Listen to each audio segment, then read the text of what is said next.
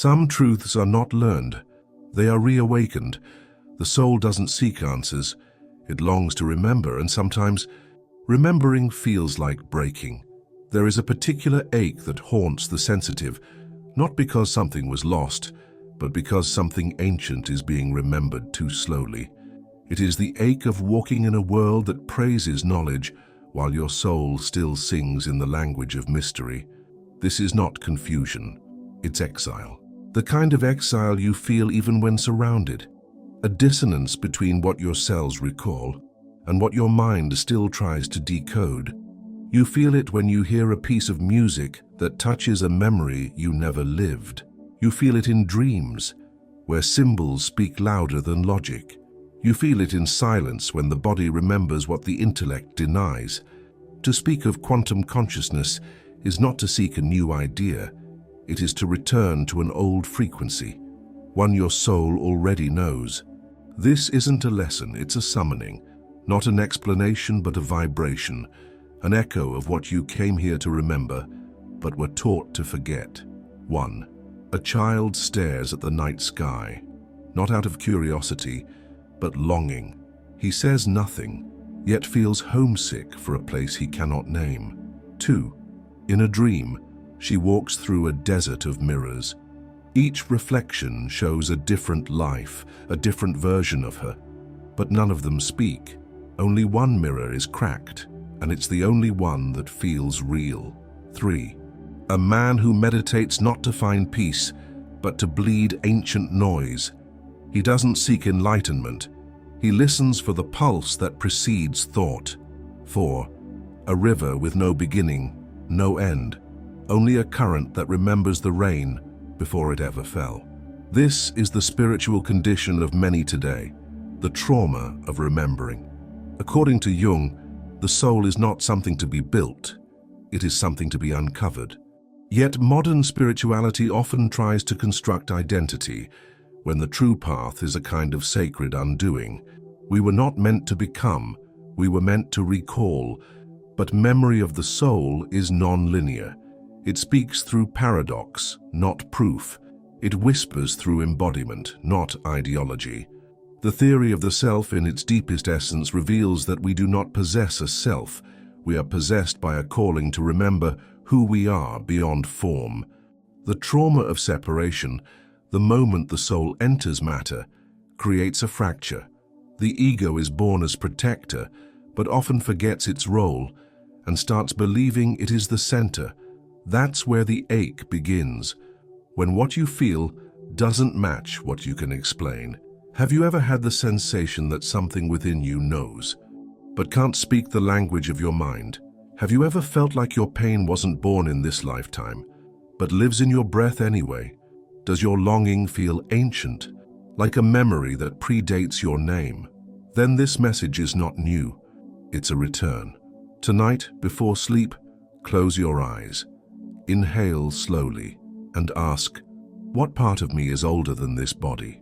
You don't need an answer, you need a space. Let silence answer in symbols.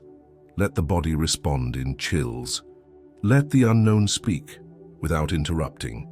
The soul is not lost, it is simply waiting for the mind to slow down enough to listen. To observe is not to be free, it is to be divided. There is a cost to witnessing everything from a distance. Eventually, the mirror shatters. Somewhere along the way, you began watching yourself live instead of living. You became the witness, not because of enlightenment, but because presence became too painful. This is the illusion of the observer self, a survival ritual disguised as awareness. You learn to split between the one who acts and the one who watches, and yet neither feels whole. The separation was meant to protect, but it became a prison. Now you smile with a delay. You cry without being touched. You speak without being there. You exist, just 1 second away from yourself. True consciousness is not about watching from above. It's about collapsing the illusion that there's even a you to observe. Quantum consciousness doesn't offer control. It invites surrender. The soul doesn't divide to understand. It merges to become. What collapses isn't the wave. It's the story of being separate. 1. A monk stands before a mirror. He has meditated for decades, but when he looks, his reflection doesn't blink. 2. A child talks to an imaginary friend, but the friend answers with her own voice. Later in life, she realizes it was the part of her she couldn't yet own. 3. In a dream, a woman sees herself drowning. She tries to scream for help, but realizes she's the one holding her own head underwater. 4. A man obsessed with manifesting finally gets what he wants, but when it arrives he feels nothing, because he never let himself be the one who desired, only the one who observed desire. In the quantum field, observation collapses possibility into form. But in the psyche, obsessive observation collapses vitality into performance. The self becomes a stage. You are no longer feeling, you are monitoring the feeling. From a Jungian perspective, this is the rise of the false self, a fragment created to mediate between the rawness of the soul and the expectations of the world. The theory of autodetermination tells us freedom requires integration, not surveillance. But trauma creates a split. To survive, you had to leave your body emotionally, watch from a distance, and perform normality. This is not conscious. It's chemical, a reflex of the vagal system, a psychic dissociation embedded in the nervous system. You weren't avoiding truth. You were avoiding collapse, but now that very dissociation prevents you from feeling alive. Do you feel like you're always performing, even in private? Do you catch yourself observing your reactions instead of feeling them? Do you feel close to yourself or just aware of yourself? You don't need more mindfulness. You need permission to collapse, to stop being the observer, and return to the body that's been waiting. The next time you feel joy, sadness, fear, or love, don't narrate it, don't label it. Instead, place your hand on your chest and say, I am not watching, I am here. Say it again, until the voice becomes breath. You are not the witness of your life, and you are the pulse inside it. Desire is not a flame to be controlled, it's a compass buried in the dark. What you want might not be wrong, it might be sacred, but only if it was never taught to you. You were taught to fear wanting, to call it ego, to call it danger, to call it sin. So you buried desire, or tried to spiritualize it until it no longer had a pulse. But some desires don't die. They become symptoms. They leak out in the form of anxiety, compulsion, spiritual urgency. There's a difference between needing and vibrating, between craving and remembering. This is the ache of sacred hunger, not for what you lack, but for what you were designed to carry. Desire is not weakness. Desire is vibrational language. In the quantum field, attraction is not just emotional, it's energetic, archetypal, ancestral. Your longing is a frequency. And what you call manifestation is not about creating from scratch, but about aligning with a rhythm already echoing through you. Desire is the soul's orientation device. When distorted by ego, it becomes addiction. When integrated by soul, it becomes navigation. 1. A woman prays to be released from desire, but every time she suppresses it, her dreams become louder. Eventually, she realizes it wasn't desire she feared, it was her own expansion. 2. A child asks for love again and again. He's told it's too much. Years later, he stops asking but starts chasing goals that never satisfy. His soul still asks, just in disguise. 3. In a meditation, a man sees a well, dry on the surface, but when he dares to drop a question into it, a tremor rises from below. Desire was never gone, only frozen. Dopamine is not just about reward, it's about possibility, the biochemical hunger for meaning. But when mixed with spiritual bypassing, dopamine can become a trap. The obsession with high vibes only often masks fear of authentic emotion. You think you're raising your frequency, but maybe you're just running from your shadow. According to James Hillman, desire carries images. Each longing is not for a thing, but for a psychic state, a symbolic return. When we desire with awareness, we connect with soul memory. When we desire through compulsion, we reenact trauma. The difference lies in the depth of listening. Is this desire asking you to rise, or begging you not to fall apart? Do your desires feel like echoes or like escapes? When you want something, do you sense it opening your body or tightening it? Have you confused urgency with truth? Sometimes the soul whispers through what the ego rushes to silence. Tonight, ask yourself not what you want, but who in you wants it. Write down one thing you crave, then place your hand over your heart and ask, is this desire feeding my truth or my fear of disappearing? Then listen, without editing.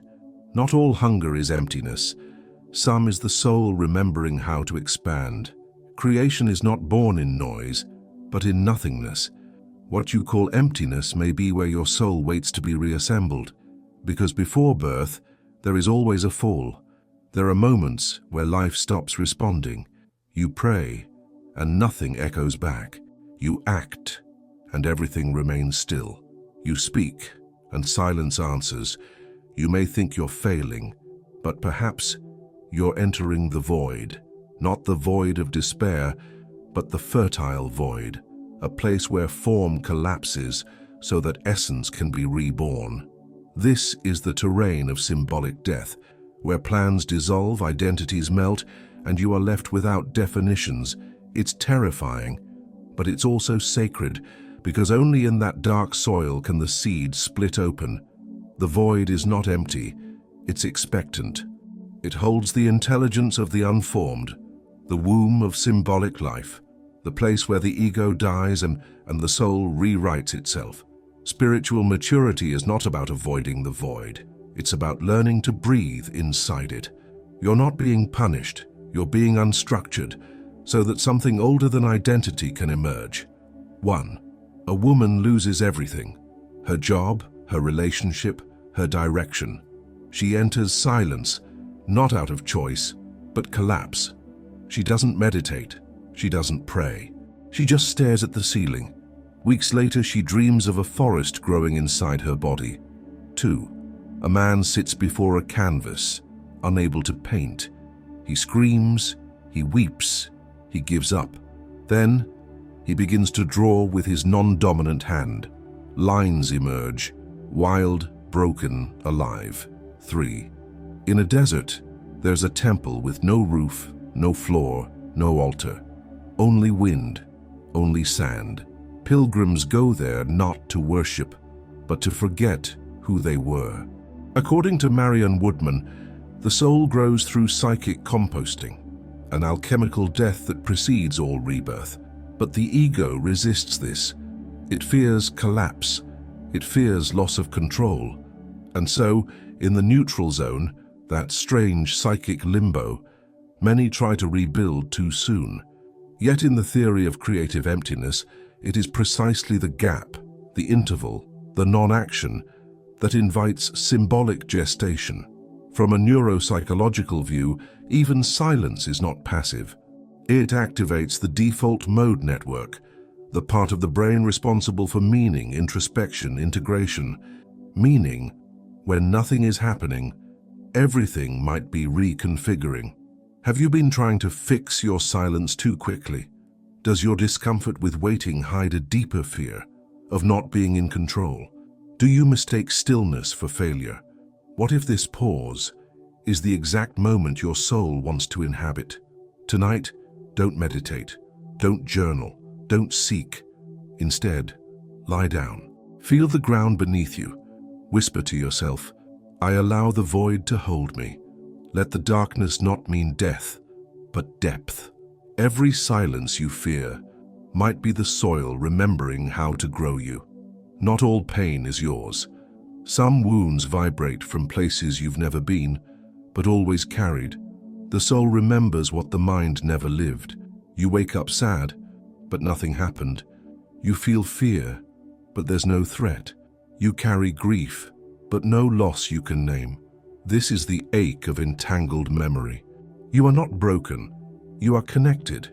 to lineages, to ancestors, to archetypes that still echo through your nervous system. Sometimes, what you feel is not yours, but through you. This is not possession. It is participation in a collective field that speaks through symbols and not logic. Quantum entanglement is not just a theory of particles. It's a metaphor for the soul's interconnectedness. You are not an isolated self. You are a node in a psychic web, where every trauma, myth, and emotion vibrates through shared memory. You don't have to heal everything.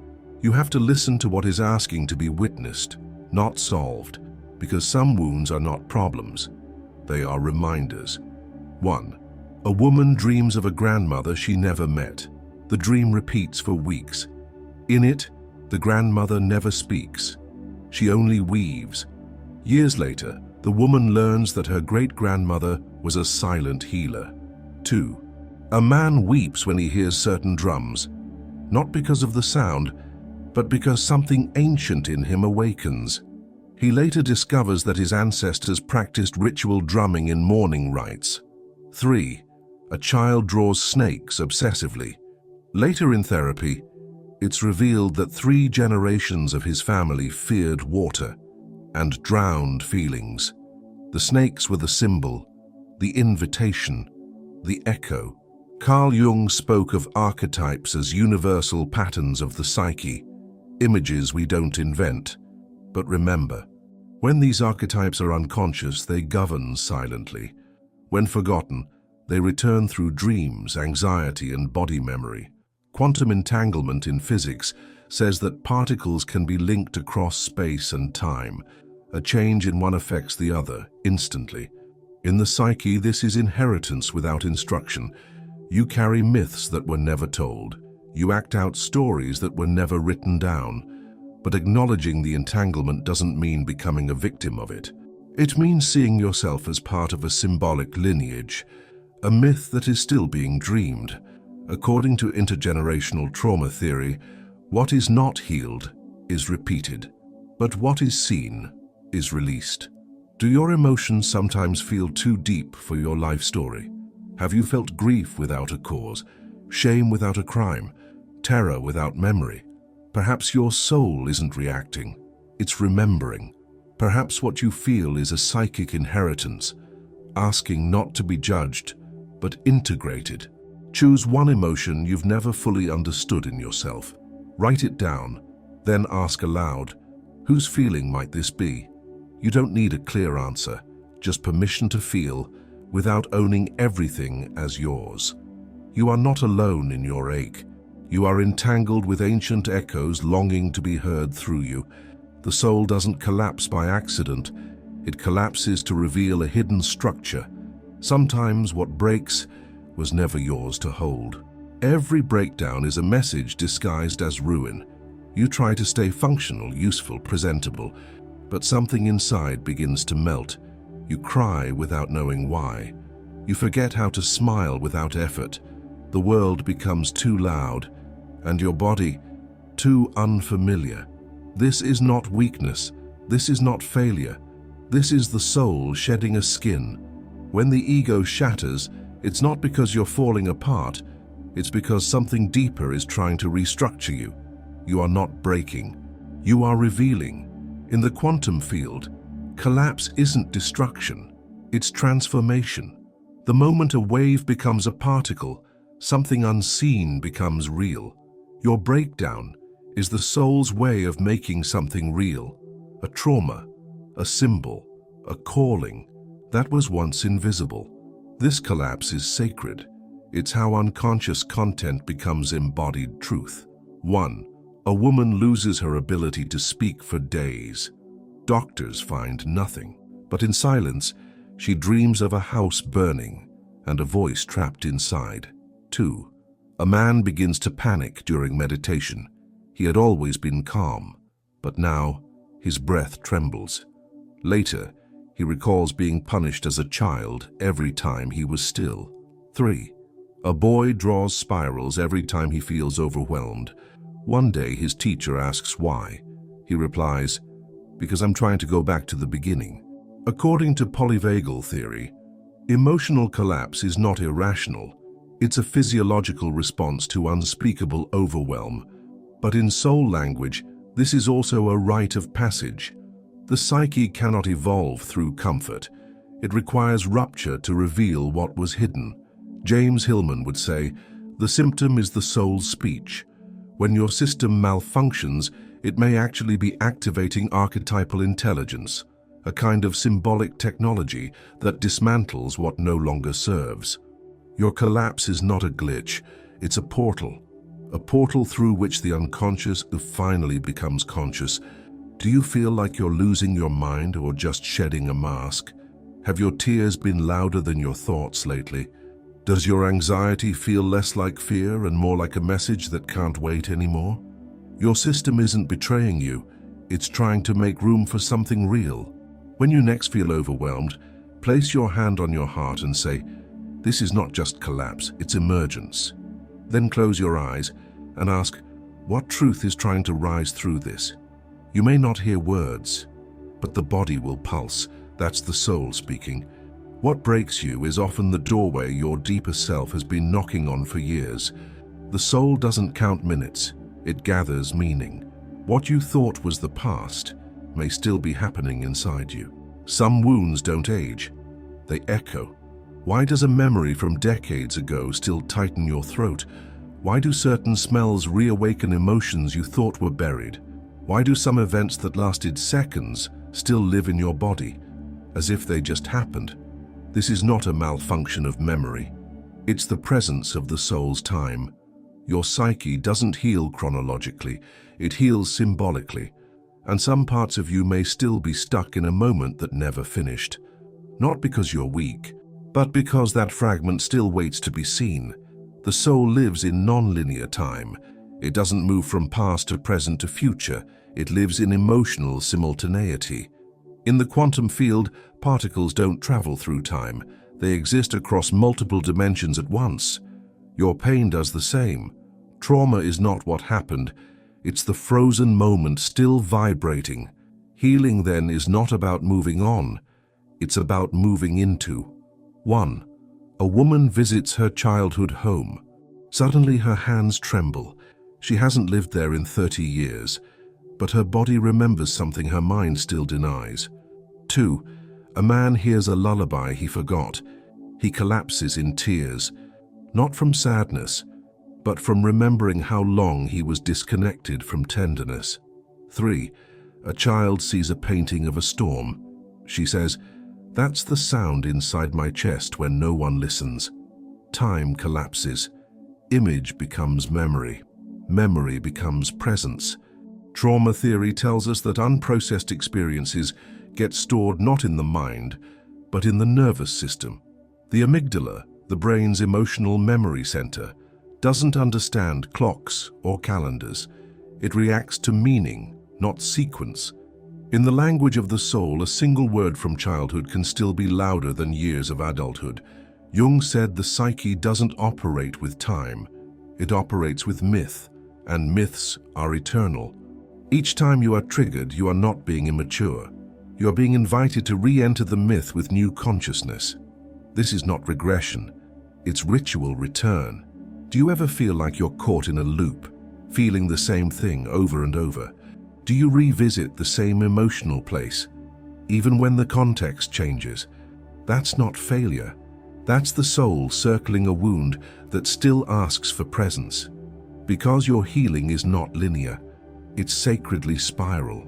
Tonight, revisit an old version of yourself, not to judge, but to join. Close your eyes. Imagine them sitting across from you. Ask them, what moment are you still living in? Then just listen. Even if there are no words, the feeling will speak. The past is not behind you. It lives in sacred loops, waiting for your arrival. Once you were whole, and then you fragmented, not because you failed, but because you descended. And now your pain is not just human, it's divine amnesia. There's a grief that doesn't belong to your life story, a mourning that comes before your birth. It's not about a person or an event.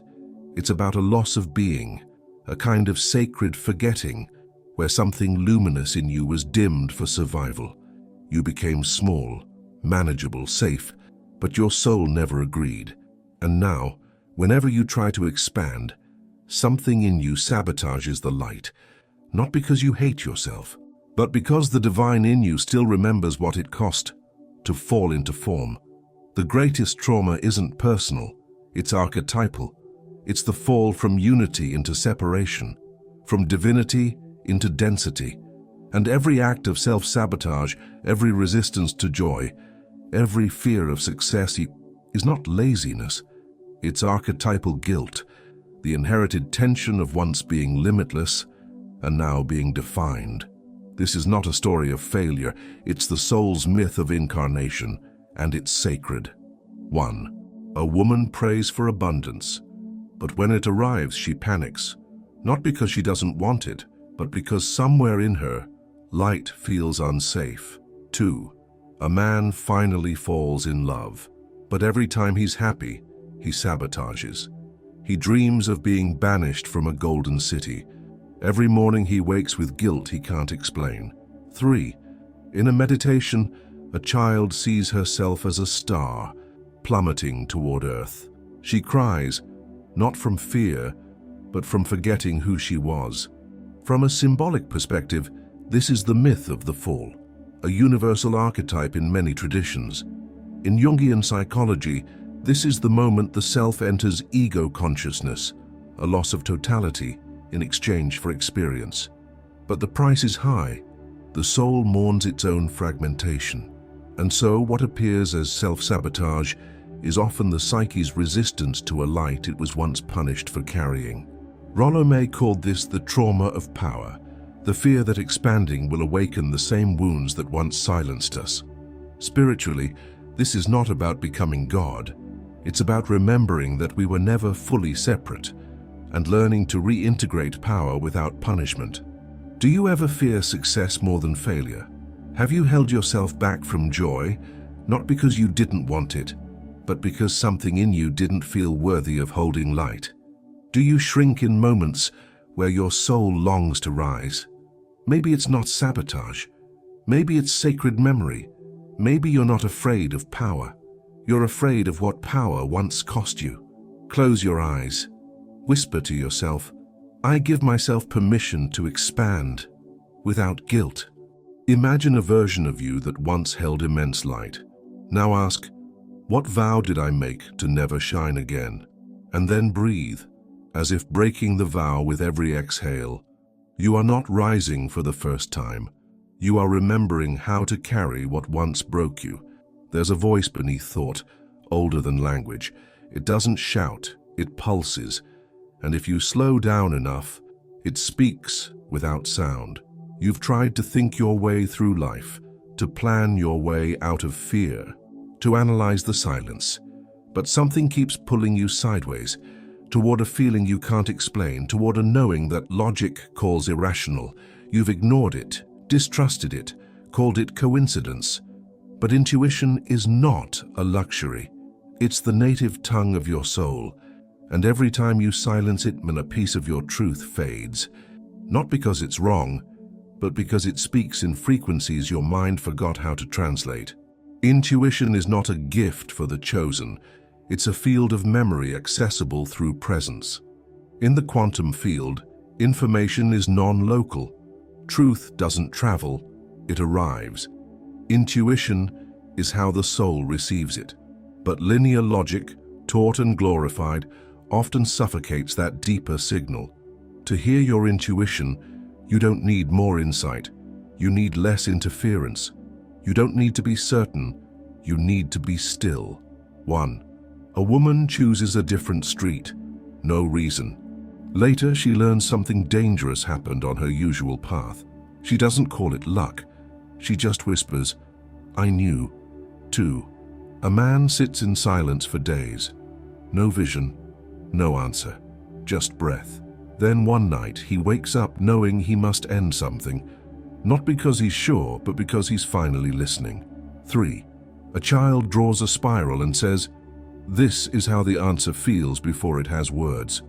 Intuition is not magic, it's subtle intelligence. From a neuropsychological view, intuition is the integration of vast unconscious data, processed faster than cognition can explain. But in the symbolic realm, intuition is the soul's radar, attuned not to logic, but to resonance. It's the forgotten skill of hearing what hasn't yet been said, seeing what's invisible, feeling what is becoming. Clarissa Pinkola Estes calls this the deep knowing of the bones, a cellular memory of truth before thought. In a distracted world, intuition doesn't vanish. It gets buried under urgency. The more noise, the more distant the signal. Have you ever known something before being able to explain why? Have you ever ignored a gut feeling, only to realize it was right? Have you been conditioned to mistrust your inner pulse? You are not lost. You are just too loud inside. The knowing is still there. It never left. Tonight, sit in silence for 10 minutes. No music, no goal, no mantra. Then ask yourself, what do I know that I've been pretending not to? Let the body answer. Let the breath reveal. Don't interrupt with thinking. Your intuition isn't trying to predict the future. It's trying to bring you back to your original frequency. When the soul whispers, the ego often shouts in its name. Not all light is clarity, some is performance, and not all high vibration is truth. You've tried to be positive. You've repeated the affirmations. You've visualized, journaled, aligned your chakras, but inside you still feel fragmented. There's a part of you that wonders, why do I feel guilty when I'm sad? Why do I fear I'll manifest the wrong thing if I'm not smiling? This isn't spiritual awakening. This is spiritual pressure. And behind it, a shadow grows, a part of you that's tired of pretending, because the soul doesn't need performance, it needs presence. True spirituality doesn't deny the dark, it integrates it. The culture of manifestation, when hijacked by the ego, becomes a system of emotional repression disguised as alignment. It's not that frequency doesn't matter, it's that real frequency includes grief, rage, confusion, and stillness. The soul's path is not about controlling reality, it's about collaborating with mystery. And the first step is to stop using spiritual language as a way to bypass emotional truth.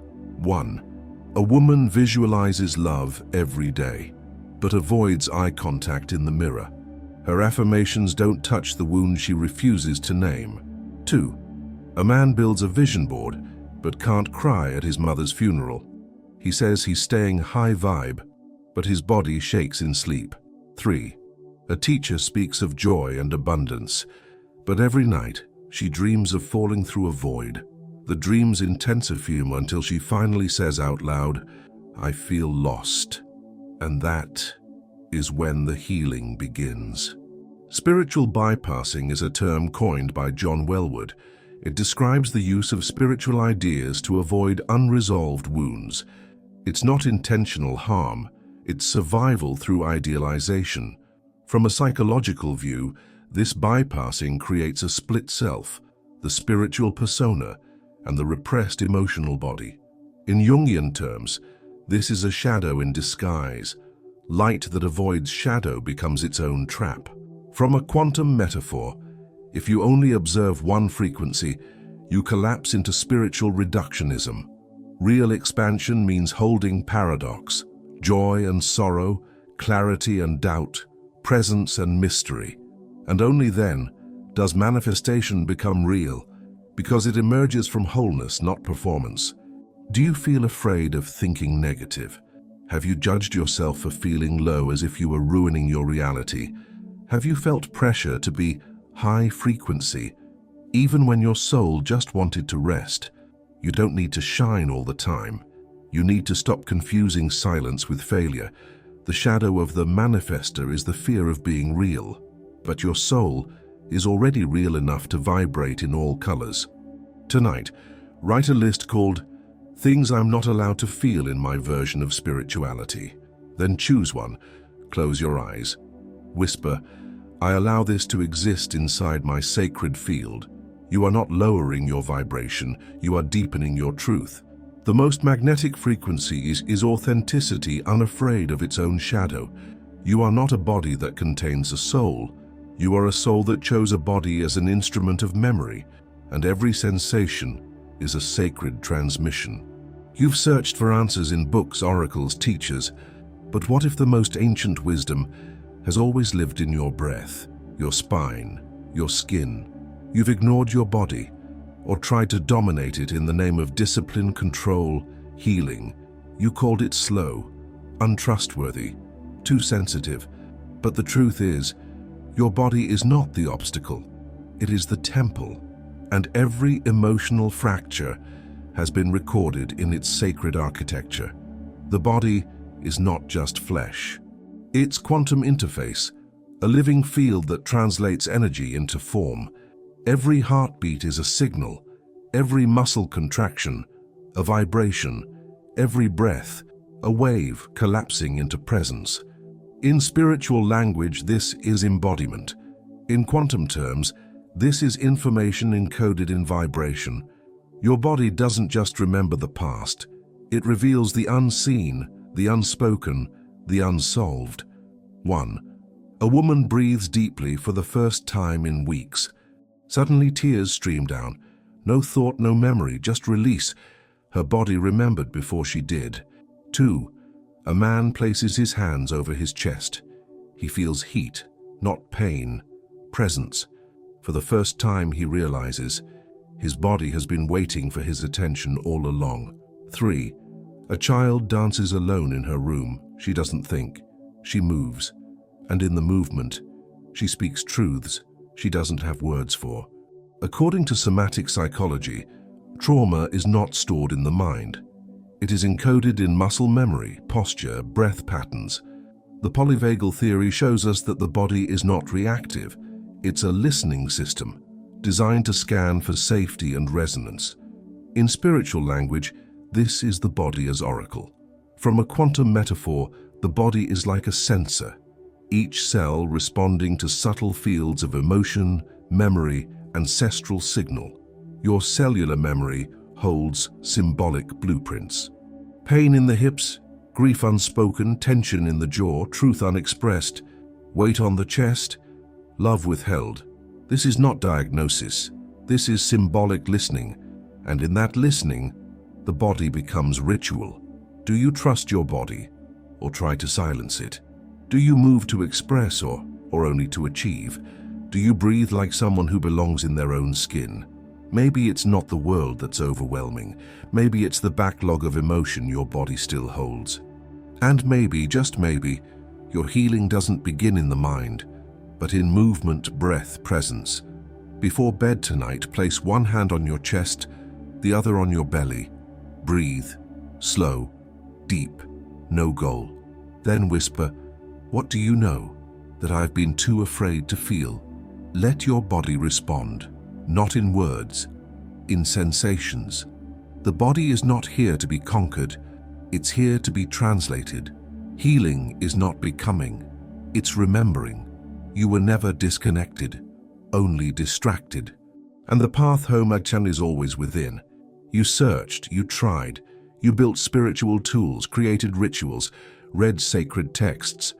Still, the ache remained, a subtle exile, as if something essential was always one breath away, but never quite reached. That's because the truth you seek was never outside, and never lost. It was waiting, not to be found, but to be recognized. Like a dream you wake up from, only to realize you were dreaming of yourself. The paradox of quantum consciousness is this: you're not here to learn what you don't know. You're here to uncover what the soul already carries. All the threads, intuition, trauma, longing, silence, collapse, they are not interruptions on your path. They are the path. And the remembering, it's not intellectual, it's cellular, it's symbolic. It's the soul waking itself up inside you. You are not healing to become someone else. You are returning to the one you've always been beneath the noise. 1. A woman opens a forgotten journal. In it, a phrase she doesn't remember writing: "You are already home." 2. A man dreams of walking backward through time. He meets versions of himself at each age. At the end, a child holds out a stone. The man cries. He doesn't know why, but something is whole again. 3. A stranger places a hand on your shoulder in a dream and says, "You were never broken, only asleep." In-depth psychology, memory is not just historical, and it's archetypal. There are truths that live beneath the cognitive, waiting to be evoked through image, rhythm, story, body. In quantum symbolism, nothing is truly lost, only vibrating in another layer of awareness, waiting for coherence. The soul's journey isn't linear evolution, it's cyclical re-encounter. Every practice, every collapse, every silence, they weren't steps forward, they were spirals inward. And now, at the center of that spiral, you remember, nothing is missing, only obscured by the illusion of forgetting. Has your path felt endless? Have you wondered why nothing seems to complete the ache? Have you ever considered that your soul is not seeking completion but recognition, and that the truth you long for is not a new answer, but an old presence waiting to be seen through new eyes? Sit in quiet. Place one hand over your heart, the other over your solar plexus. Whisper, "I remember what was never forgotten." Breathe. Let the stillness respond, not with thought, but with truth that doesn't need explanation. You are not seeking the path, you are the echo of a truth returning to itself.